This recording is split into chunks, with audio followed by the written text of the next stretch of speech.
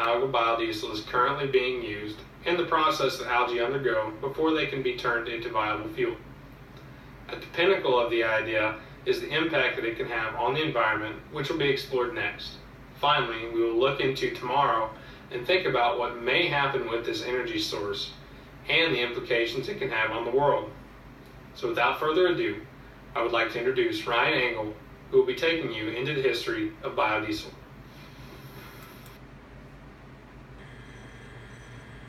My name is Ryan Engel. I'm part of Team 3. This is my portion of the MBA 533 team project.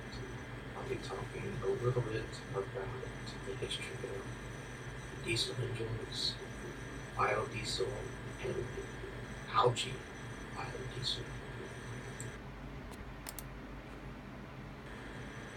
Ralph Diesel developed diesel engines in the late 1890s and first patented his invention in 1893. Mr. Diesel's theory was based off of the principle of compression injection engines.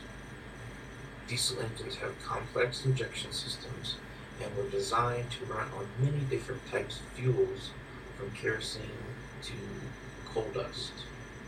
The first public demonstration of vegetable oil-based diesel fuel was at the 1900 World Fair by the French. The next 80 years, diesel engines would become an industry of standard and of power economically and reliability. A Belgian inventor in 1937 who first proposed using transesterification to convert vegetable oil into fatty acids and use them as a diesel fuel replacement source. Transesterification converts vegetable oil into 3 smaller molecules, which are much less viscous and easier to burn in a diesel engine. Pacific Biodiesel became one of the first biodiesel plants in the United States in 1996, 20 years ago. In 2005, the worldwide biodiesel production had reached 1.1 billion gallons, with most fuel being produced in the European Union. Algae refers to a great diversity of organisms. Methane gas from algae was composed in the early 1950s and received a big impulse during the energy crisis in the 1970s. In 1980 to 1996, the U.S. Department of Energy supported the ASP in biofuel. Many different kinds of algae give scientists many different possibilities that they can develop promising algae biofuel technologies. Algae research and commercial production has been in the United States most of the time.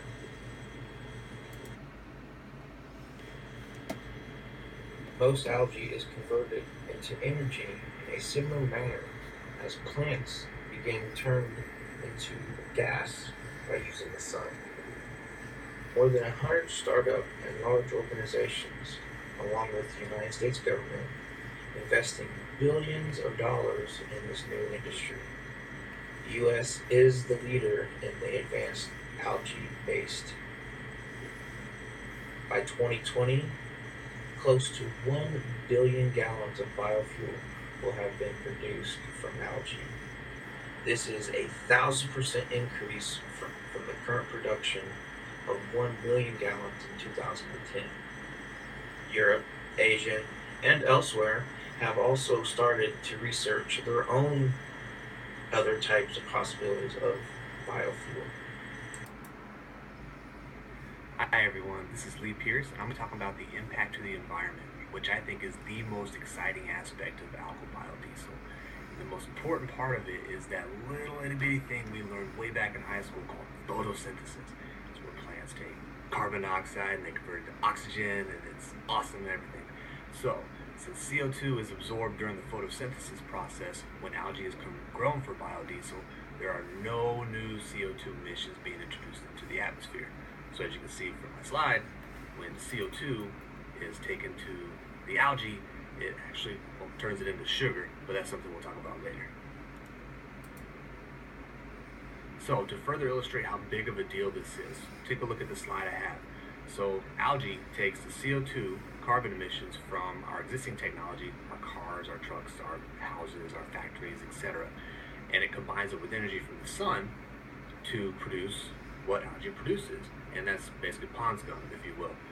Then the oil is extracted from that and used in biodiesel production, which gives us our renewable fuel so that our carbon-emitting technology, our cars, our houses, our factories, can produce more carbon dioxide so that the algae can produce more pond scum so we can get more biodiesel. And you can see how this is kind of a renewable energy loop.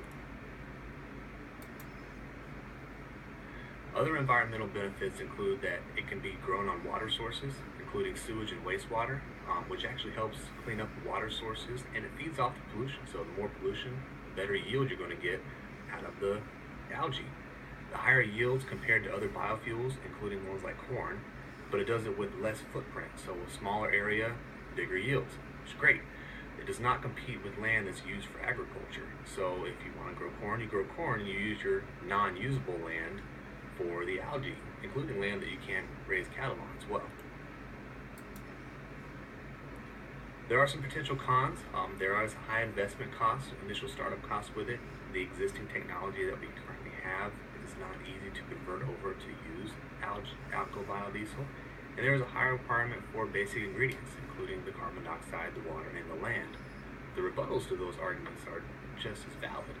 The continued research will continue to lower the cost of both the initial startup cost and the operating cost to produce algal biodiesel. We can start with new technology. All the technology we have now has very short life cycles, so we just forget the current stuff and work on the brand new stuff. And the continued research will create more efficiency, so follow the use of those ingredients we talked about, and as well as higher yields. But the bottom line is that this is a renewable energy source, which means we can stop relying on the expiring fossil fuels and begin to push forward. Understand the history of the diesel engine and algae biodiesel specifically. In order to review the execution plans for producing algae biodiesel, we must understand the process to create it. The water must be held with gas and water conditioning, which causes the algae to grow. Algae is harvested, then the oil extracted, which is then turned into fuel. Biodiesel to become a viable solution as an alternative fuel, it must become more cost-effective. Today, it is too expensive at $7.50 a gallon. By 2030, there are measures put in place to get the price down to $3 a gallon, which could then be marketed to the public.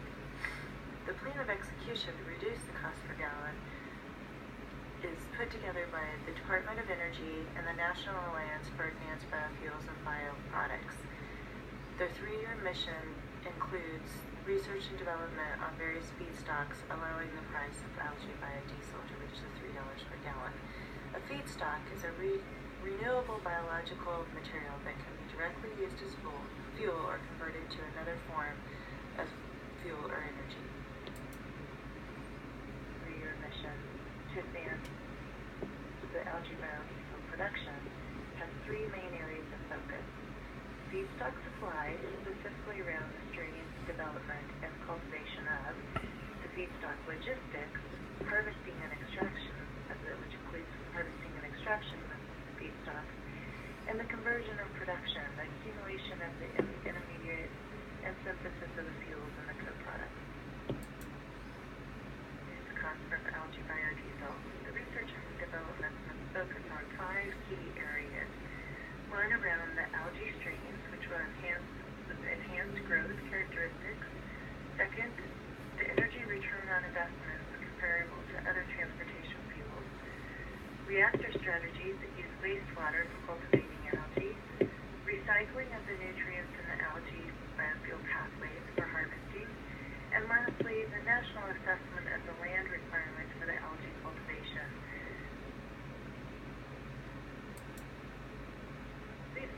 breakthrough with the production of algae biodiesel. Currently, the price stands at $240 a gallon. The NAABV studies have developed a plan to get the price down to $7.58. Following two breakthroughs. One, new strain development.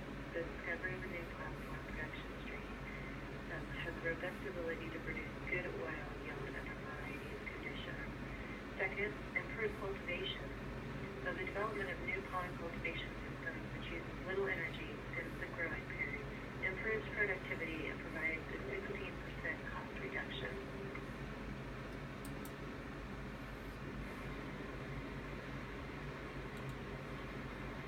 As discussed, this alternative form of energy has the potential to change the environment and the world as we know it. To illustrate this, I want to show you the implications of this fuel and then put its power into perspective. First, it is widely held that algae can produce anywhere from 2,000 to 5,000 gallons of fuel per acre of algae grown per year. Now, given that the United States consumed around 136 billion gallons of gas for our cars last year, that means that algae can produce enough fuel for the vehicles of the United States in an area around 3/4 the size of Colorado. And algae can be grown anywhere in a greenhouse, which means that to find the acreage, we do not have to necessarily eat into our existing cropland. As an amazing side effect, though, algae have the potential to slow, stop, or even reverse the effects of greenhouse gases through photosynthesis, as we mentioned before.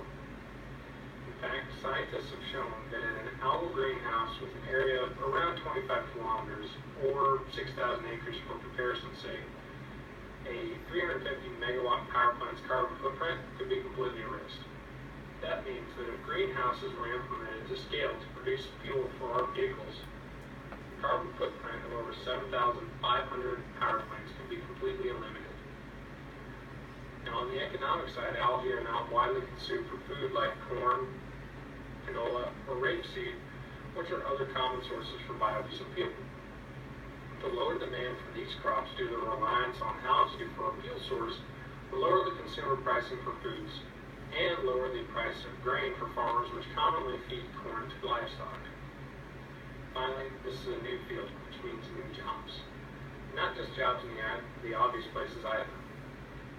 Sure, there will be jobs created in agriculture and in fuel refinement, but we will also see increased jobs in trade, manufacturing, and a brand new product being created in the auto industry, which is desperately seeking an innovation to bring to market.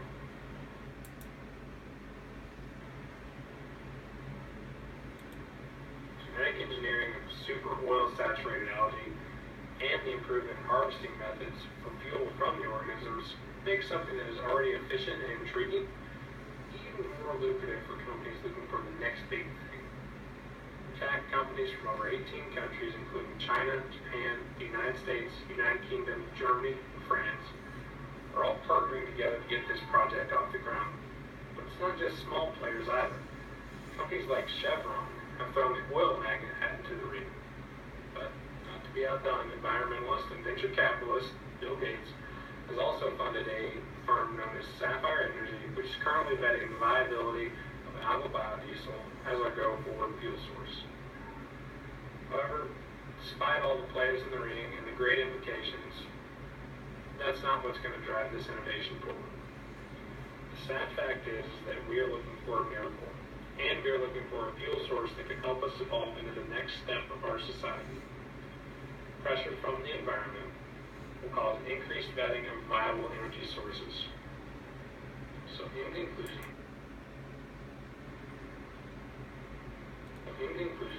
algae are everywhere, and we can grow them anywhere. This versatile and powerful one-celled organism is rich in oils that can produce high yield and high efficiency biodiesel. This biodiesel burns cleaner than fossil fuels, which will inherently shrink the carbon footprint simply through converting to it as our primary fuel source. However, algae have a second power, and that power is photosynthesis. This power converts CO2 from chemical runoff from fertilizers and detergents into energy for the organism, which we can ultimately turn into fuel.